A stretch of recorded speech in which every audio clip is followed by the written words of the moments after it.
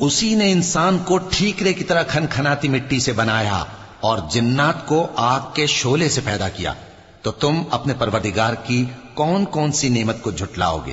وہی دونوں مشرقوں اور دونوں مغربوں کا مالک ہے، تو تم اپنے پروردگار کی کون کون سی نعمت کو جھٹلاؤ گے؟ اسی نے دو دریا رواں کیے جو آپس میں ملتے ہیں، مگر دونوں میں ایک آڑ ہے کہ اس سے تجاوز نہیں کر سکتے، تو تم اپنے پروردگار کی کون کون سی نعمت کو جھٹلاؤ گے؟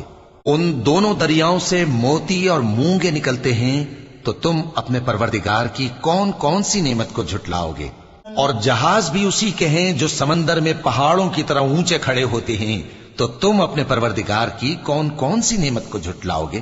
جو مخلوق زمین پر ہے سب کو فنا ہونا ہے، اور تمہارے پروردگار ہی کی ذات جو صاحب جلال و کرم ہے باقی رہے گی، تو تم اپنے پروردگار کی کون کون سی نعمت کو جھٹلاؤ گے؟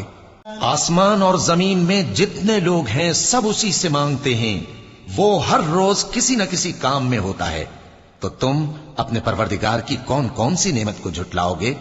اے دونوں جماعتوں، ہم ان قریب تمہاری طرف متوجہ ہوتے ہیں، تو تم اپنے پروردگار کی کون کون سی نعمت کو جھٹلاؤ گے؟